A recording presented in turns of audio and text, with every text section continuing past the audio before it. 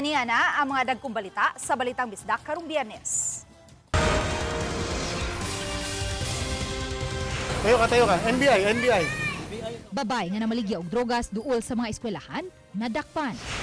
Opisyal sa Pag-ibig Fund sa Central Visayas, patay humani bangga ang gisakyang SUV sa kahoy. SK Councilor Sikop human sukmaga ang babayeng kapitan sa Barangay Duguan sa Sibunga. Ug mga estudyante sa San Jose National High School sa Tacloban City nagpanik.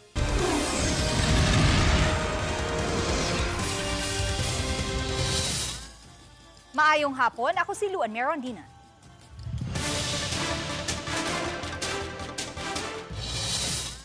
Nadakpan sa buy-bust operation sa NBI Sevro ang 42 anyos nga inahan nga gingong namaligya og shabu sa Barangay Sambag 1, Dakbayan sa Sugbo. Ang detalye sa live report ni Alan Domingo. Lan?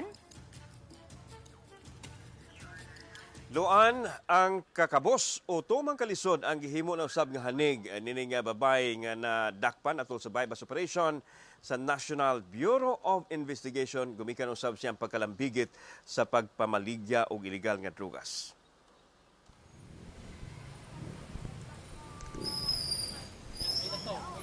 Tayo ka. NBI. Kini ang kuha sa body cam sa mga operatiba sa NBI Sevro atol sa gipahigayong bypass operation sa usa ka siradong gasolinahan sa Dan J. Alcantara, Barangay Sambag 1. Nadakpan nila ang 42 anyos nga si Alia Silina. Kinsa nakuhaan og gagmayng pinakiti sa giduang shabu. Sa unang tanaw, murag makililimos nga nagyaka lang ang suspek kauban ang ubang mga tao sa dapit.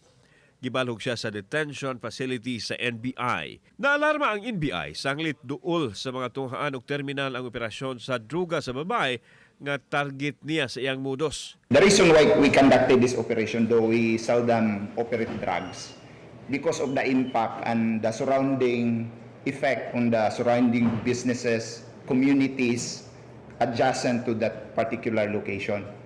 It is very close to a school. There were at least 3 schools and a bus station. Akong mga customer, mga kanang mga driver sa 01K. Shout out. Mga 01K. Nako diri. Shout out, ha? Kinsa pa? No, rana sa sir. True. Pero nako na may estudyante. Dili na tinuod sir, di ta muhatag og kanang dili ta kaila. Sir, wa ta kaila ng mga estudyante. Giangko ni Selena na maligya siya og shabu ngadto sa mga PUJ driver nga nahimo na niya mga suki. Giklaro niya nga wa siya maligya sa mga tinun-an. Bag-o lang kunong namatay ang iyang anak ug way ikabayad sa utang maong namaligya siya og drugas. Mamalit rami sa dulho. Unsa man mura na merkado dito? Ha? Mura pug merkado dito. Oo, anak. Tagpila ko nimong kupra. Ala sir, tag 150. 150 Oo. ang sachet. O sachet, tag 150 niya. Usahay, na mo bayad og 2. Mas mayo kung na mo bayad 250. Kay makabayad sa utang. It's very alarming. That's why we acted on the information that we received. So there were series of test buy, and eventually we decided to conduct an entrapment operation.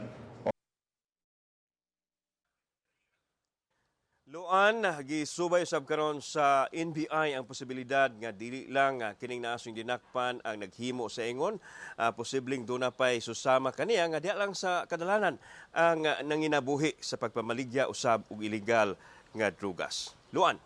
Daghang salamat, Alan Domingo.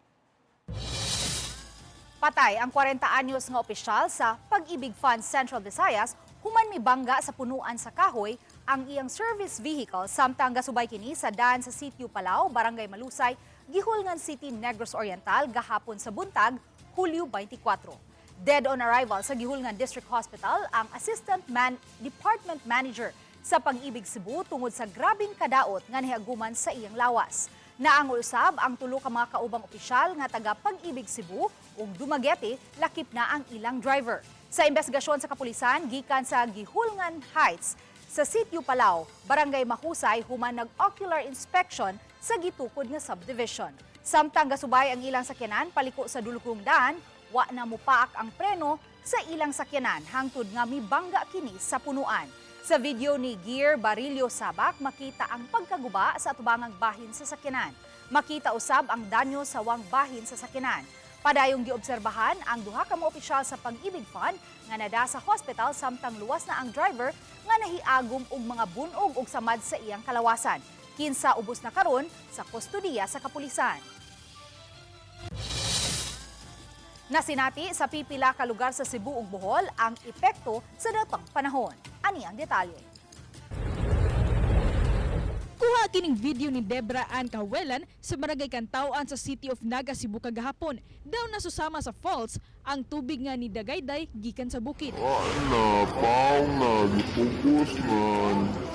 Makita usab nining usa ka video nga kuha ni Motor DTV nga adunay usa ka lalaki nga nisuway og tulod sa usa ka motor taliwa sa baha. Ug adunay pipila ka mga sakyanan nga niagi taliwa sa uwan. Nahitabo kini sa Eyas Fortuna, Mandawi City kagahapon. Sa Yati Liluan, makita usab kini mga motorista nga bisan sa kailawom sa baha, nipugos gyapon sila og agi sa National Highway. Samtang wala usab makaikyas ang Bohol sa epekto sa daotang panahon. Anay usa ka bahin sa usa ka taytayan sa pilar ang nahugno. Makita sa video ang kuha ni JB Adventures nga nahugno ang mga balas. Hinuon magian pa ang pikas nga lane. Anay usa ka bahin sa luna sa balay sa lungsod sa Kandihay ang nahugno epekto gyapon sa daotang panahon. Samtang ini usa ka 86 anyos nga lalaki ang napalgang patay diha sa tunga-tunga sa kaumayan sa Purok 6 Barangay Lungsodaan. Matod sa Kandihay MDRRMO, ana-ana sa 12 ka oras nga patay ang maong lalaki sa wala pa kini makit-i. Sa inisyal nga impormasyon, posibleng nalumos ang maong lalaki. Ako si Ortiz Lapingkaw, Balitang Bisdak.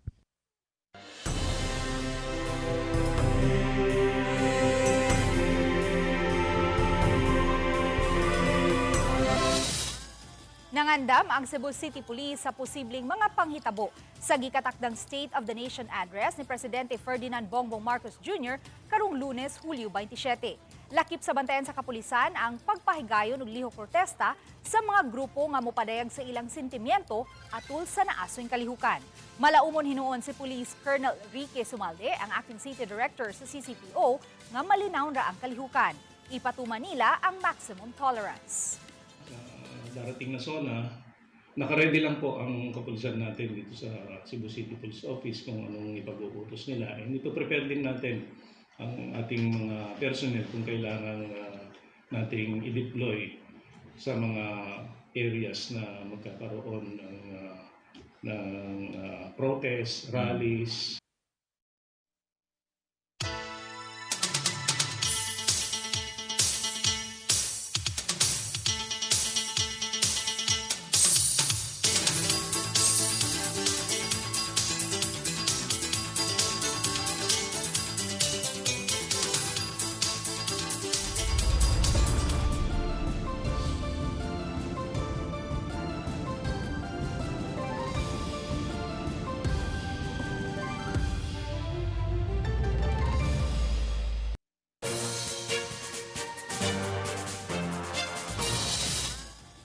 Pagtaral sa mga nagpaluyo sa gidudahang mga anumalosong flood control project ang usa sa mga gisaad ni PBBM atul sa iyang ikaupat nga State of the Nation address.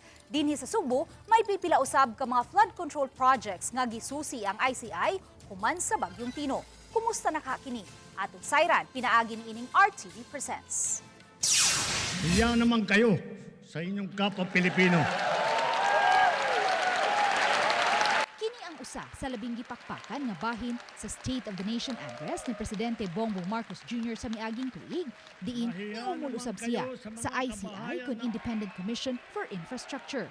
Usa ka 5-member ad hoc fact-finding commission nga gitahasan sa pag-imbestigar sa mga flood control projects. Ang halapad nga pagbaha nga nasinati sa Subo November 4, 2025, dihang ni landfall ang Bagyong Tino sa lungsod sa Borbon, nipakita dili lang sa gahom sa kinaiyahan, apan nihukas usab kini sa mga unregulated developments ug kun unsa kahuyang ang gitukod nga mga flood control projects nga gipunduhan og binilyon ka pesos.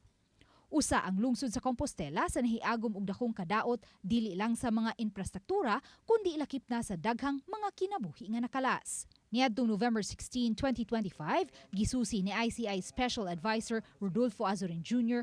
ang mga nagusbat nga flood control project sa Metro Cebu, diin lakip sa iyang gisusi ang mga nagusbat nga flood control projects sa lungsod sa Compostela ug Liloan. Tinatanong ko nga kanina kung kasama ba yung acts of God doon sa insurance. Otherwise, kung hindi kasama at hindi covered ng insurance, definitely ang magsha-shoulder ng repair is yung contractor. 8 ka buwan, human gisusi sa taga-ICI ang mga flood control project sa Sugbo, gibalikan sa GMA News Team ang nagusbat nga flood control project sa Barangay Tamiao 2, lungsod sa Compostela, diin 13 ang nakalas ug ubay-ubay pa ang missing hangtod karon dihang gibanlas sa dakong baha ang chicken dressing plant sa dapit. Subli nang nakabarog pagbalik ang nagusbat nga chicken dressing plant. Ubay-ubay na usab sa mga nabanlas nga panimay sa dapit ang nakabalik na og tukod. Usa ang 50 anyos nga si Jonah de la Peña sa mga nakabsan og mahal sa kinabuhi dihang gisanapan sa baha ang lugar. Namatay ang iyang 21 anyos nga anak babae kinsa nagsabak pa ni adtong higayuna. Samtang ang iyang 14 anyos nga anak babae missing pa hangtod karon. Magsige lang kung ampo nga magpakita lang ta siya kay mahit sa namo ma'am niya kawa jud siya magpakita sa kuha. Lakip usab siya sa mga nagpakuha og DNA samples dihang niabag ang mga taga NBI DVI pagsuta sa identity sa mga patayng lawas nga anaa na sa state of decomposition. Kaya na bitaw mahinuktok ko. Naginagdagan ni tambag na ko ayo kuno pupada kay saon ta man na. Kuha naman, di na tumataan disgrasya. Sakit man alang kang Jonaline ang hitabo, apan di usab siya makabiya kay may luna man sila sa dapit. Gani usa-usab sa iyang mga anak, nagtrabaho paghihapon sa naasoing chicken dressing plant. May pakapain naman kay ako na nako gipamati, nako gimintin tambag. Trabaho na lang kay wa may pakapain na. Nahimutang ang ilang panimay kaniadto, pipila ka metros lang ang gilayon gikan sa nagusbat nga flood control project. Nobyembre sa miaging tuig dihang gibisita kini sa mga naglangkob sa ICI ug sa mga opisyal sa DPWH. Apan milabay na lang ang dulan sa usa ka tuig. Nanubo na ang mga tanom ug mga sagbot. Apan wa gihapoy nahitabong pag-ayom-ayom sa nagubang flood control project. Sa pagkakutlo ning balita, wala pa'y giluwatang update ang DPWH kabahin sa nagusbat nga mga flood control projects sa Tamiao 2, Compostela. Apan matod sa mga residente sa dapit, may mga taga DPWH ang nagdiselting nasa sapa sud na sa duha ka higayon. Sama sa flood control project sa Tamiao 2, wala pa usab hingpit nga naayom-ayom ang flood control project sa Kutkut Liloan dihang gibalikan sa GMA News Team ning bag-o lang. Hinuon, may nabantayan kaming mga ekipo nga gibilin didto. Ug ning ikalima nga sona ni PBBM, may panawagan si Jonaline. Ang ako unta magkatabang ko kay para kanang magbalay ko dili bisang gamay lang among kapuy-an kay kami nag-abang Miss Compostela. Uban ni Godfrey Rilien, ako si Luan Merodina ug kini ang akong short dokyo. Nabalda na sab ang klase karong adlaw sa San Jose National High School sa Tacloban City. Tungod kini sa classroom activity nga naan sa ubang mga estudyante sa ubang klase nga kagubot nga misangpot sa pagpanik. Ang detalye ni Nico Sereno. Subling nabalda ang klasihan sa San Jose National High School sa Tacloban City. Nanggawas og nagkapanik ang pipila ka mga estudyante human makadungog og syagit gikan sa uban nga mga tinun-an. Miadto sab og kalit sa eskwelahan ang ubang mga ginikanan nga nabalaka. Apan nasayran nga ang sinugdanan ang classroom activity di ay naghimo og role playing. Nahugyaw ang mga bata sa usa ka performance. Yung isang bata na tinawag ay while kakanta na po siya, kinuha niya po yung kanyang parang girlfriend. Pagkatapos nagsigawan po yung mga bata.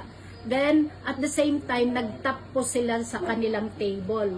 So, sa dami po ng mga bata, it caused a loud noise and shouting. Ba't sila na gano'n ma'am kinilig? Kinilig po sila, kaya nag-shout sila. Then, mayroon naman pong mga bata na sa labas, narinig po nila yung sigawan. So, kaya nagtakbuhan sila. Duna na mga pulis daan nga na-assign sa eskwelahan ug miresponde sab ang dugang mga pulis, BFP ug CDRRMO. Sa statement, Giklaro sa DepEd Tacloban City Division Superintendent Dr. Shirlita Palma, walay gunshot incident nga nahitabo. Iintindihan natin yung mga feelings ng mga bata, no, kasi with the traumatic experience na ano nila sa June 22, so sariwa pa yun, kaya kunting ano lang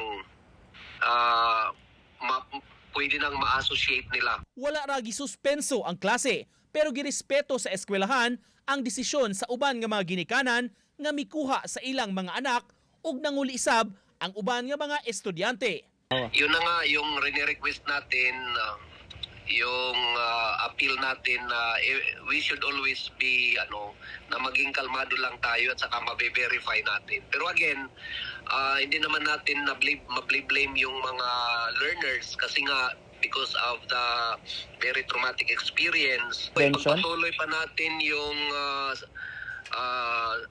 psychosocial na support, yung psychological first aid. Uban ni Godfrey Relien, Nico Sereno, Balitang Bisdak. Mubaha man ang parte sa AS Fortuna Street sa Mandaue, apan ubos na gyud kuno ang level sa tubig niini karon itandi kaniadto. Gipasalig sa mga opisyales, pipila ka minutos lang muhubas na ang tubig. Balik si Nico Sereno sa report. Gamit ang ilang rescue vehicle, gipasakay ni mga Cebu City Fire Volunteers ang mga tao nga nangatanggong sa baha kagahapon sa hapon. Didto kini sa Maydan AS Fortuna sa Barangay Banilad, Mandaue, nga subling gilunupan tungod sa kusog nga uwan. Nagdumili ang ubang mga sakyanan pagsungasong. Aminado hinuon ang opisyal sa barangay sa pagbaha. Apan matud pa, duna kuno improvement sama sa daling paghubas sa tubig. Once mohonong na dahin ang atong kanang uwan nga kusog kayo, 10 minutes pinakataas na siya. Ubas dayon. As unlike before nga moabot og tag oras kapin. Pamatuod niini ang kuha sa CCTV sa baha ni atong miaging Biyernes sa maong lugar. Sa timestamp sa video, mga alas 3:07 sa hapon, baha pa kaayo ug wala pay nilahos nga mga sakyanan. Apan mga 4 minutos lang naagian na kini kay ni anam-anam naghubas. Kinaadto taga diri jud na siya. Dughan jud ari jud na sa dughan. Karon ari naman nadapit sa hawak or sa tuhod. Naji changes pero di pa jud na siya totally na change pa jud kay wa man na totally open ang atong box culvert. Padayon pa nga gitrabaho ang drainage project sa lugar nga mitadla sa mga private establishments. Tungod sa usa ka funeral parlor ug sa usa pa ka warehouse nga matud pa kun makumpleto maalibyuhan ang dugay ng problema. Samtang karong adlaw, gipasiguro sa taga-barangay ug health officials nga makainom og tambal ang mga sakop sa ilang rescue team aron makalikay sa sakit. Kagahapon sa pag-igo sa baha, nangunay sila pagsusi sa drainage system ug naghimog dinaliay nga paghawan sa mga basura nga nakabara para mapadali ang pag-drain sa tubig. Uban ni Godfrey Relien, Nico Sereno, Balitang Bisdak. Mga kapuso, karon ng Agosto 7, kutob ang pagpanawat og mga entries sa Kapuso Big Time Panalo Season 5. Dakong premyo ang nagpaabot kaninyo. Moabot sa 6 million pesos ang premyo. Ug sa unang higayon, adunay duha ka mananaog ang makadawat og grand prize nga 2 million pesos tax-free. Gawa sa grand prize winners, adunay na po ka mga makadaog og tag 50,000 pesos. 100 winners sa tag 5,000 pesos ug 280 winners sa tag 1,000 pesos.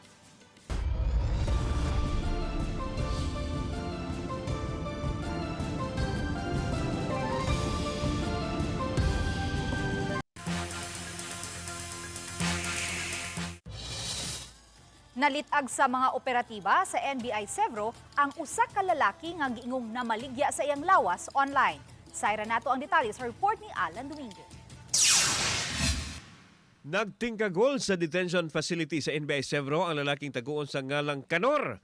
Human nadakpan sa entrapment operation sa NBI niadtong Lunes sa Osaka Hotel sa Dakbayan, Sugbo. Diin nag-abot siya og ang NBI agent nga nagpakarong ingnon nga kliyente og dinhi giaristo nila ang lalaki.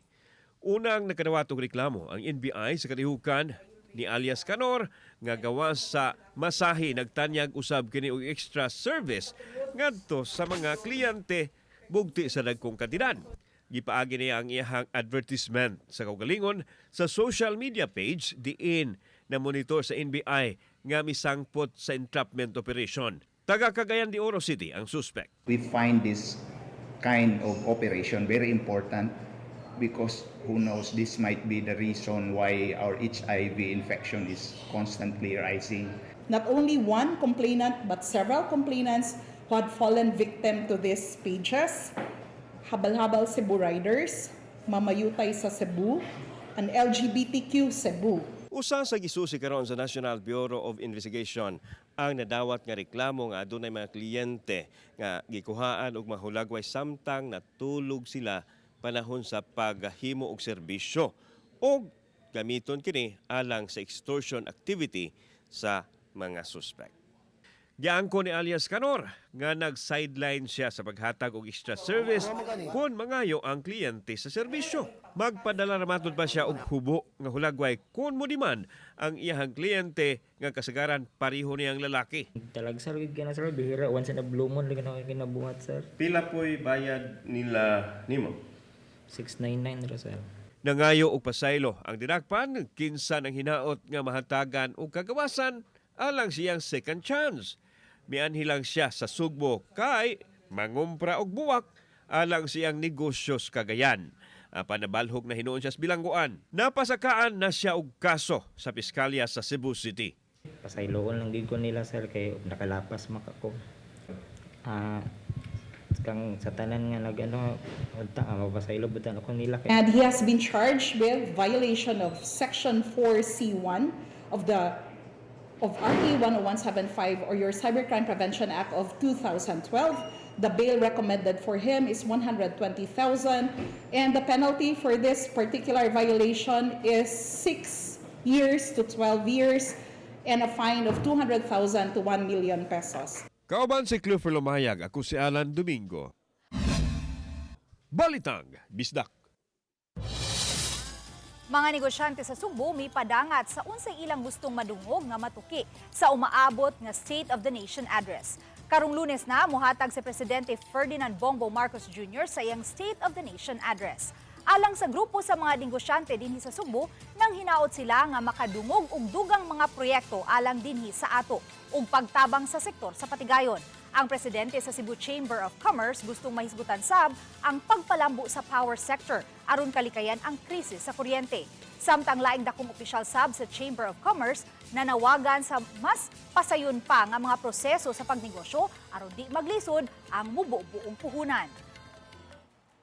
We hope that our president will continue to announce programs that will help ease the way we do business, most especially for MSMEs. You know, it's quite difficult at this time, the challenging conditions that our businesses are facing. So we hope that there will be continued programs on, especially on financing. Naghuwat kita sa unsay iyang ikatabang nato, especially when we need infrastructure projects, roads, and also kanang atong mga power crisis. And I hope that the Bagong Pilipinas is not only a Bagong Pilipinas for this generation, but a Bagong Pilipinas for the future generations. Sikop ang usa ka SK councilor human gisumbag niini ang naong sa ilahang barangay kapitan sa barangay Duguan, lungsod sa Cebu nga pasado alas 2 gahapon sa hapon. Ang suspitsado nga usa ka SK councilor mao si alias Adelfa, 25 anyos, samtang ang kapitan nga gisumbag niini 52 anyos nga babay usab. Sa pakisusi sa Cebu nga pulis nga gihusay sa kapitan ang inahan sa suspitsado ug ang brother-in-law ni ini nga nagkabangi. Apan inay nga mahusay, nagubot na hinuon human masuko ang suspitsado ug gitulisok niya ang brother-in-law. Gipagawa sa kapitan ang suspitsado apan nahitabo na hinuon ang komosyon. Angayang mag-andam-andam na lang daan ang mga motorista tungod sa laing big time nga usbaw sa matag litro sa produktong petrolyo sunod simana. Subay kini sa napanglantawan sa Mean of Platts Singapore ug sa foreign exchange averages sa nangaging upat ka mga adlaw. Tungod niini napanglantawan usab sa oil industry source nga musaka gikan sa 6 pesos ngadto sa 6 pesos and 50 centavos matag litro ang diesel. 5 pesos ug 50 centavos ngadto sa 6 pesos usab ang matag litro sa gasolina. Ang nagpadayong gubat tali sa Estados Unidos ug Iran mo'y nagunang hinungdan sa padayong pagsaka sa presyo sa mga produktong petrolyo. Aron makatabang sa mental health concerns sa mga Mandawihanon, magbutang og hotline ang City Hall alang niining maong katuyuan. Gitrabaho na ang pag-set up sa mental health hotline nga posibleng ilusad sa syudad karong buwan sa Setyembre. Una niini may gikinahanglang training alang sa mga mulangkob sa maong serbisyo aron makatabang kung aduna may mudangop sa hotline. Nang hinaut ang syudad nga pinaagi niini, daling ma-address ang concern sa katawhan kung aduna man. Dako po na ikatabang kay mo na issue karon social media, di ba? Mga batan-o na distress, na pagay kadungog matang violence of the past weeks, no? Tungod ana manginana nga mga issues of mental health. Nagkakusog isip tropical storm ang Bagyong Quiapo ug naglandfall sa vicinity sa Camigan Island sa Calayan, Cagayan. Katapusan kining nabantayan sa kadagatan nga sakop sa Camigan Island sa Calayan, Cagayan. Sa latest bulletin sa Pag-asa, giisa na ang wind signal number 2 sa Batanes, northern portion sa Cagayan, Babuyan Islands, northern portion sa Apayao ug northern portion sa Ilocos Norte. Wind signal number 1 usab sa ubang lugar ubos sa northern ug central Luzon. Matod sa Pag-asa, sunod nga rumbuhon sa Bagyong Quiapo ang Babuyan Islands, diin posible kining maglandfall. Ugma posibleng mahimutang na ang bagyo gawa sa Philippine Area of Responsibility. Ang Bagyong Quiapo ug habagat mo'y mipauwan sa nagkalain-laing lugar sa nasod. Subay sa rainfall forecast sa Metro Weather, adunay tsansa nga mahitabo ang katag-katag nga pag-uwan-uwan sa Eastern ug Central Visayas. Posible usab nga uwanon ang ubang lugar sa nasod. Ug mao kadto ang labing dako ug nag-unang balita sa Central ug Eastern Visayas. Daghang salamat mga kapuso. Ako si Luan Merondina. Kami ang GMA Regional TV Balitang Bisdak. Mayong hapon ug happy weekend mga kapuso.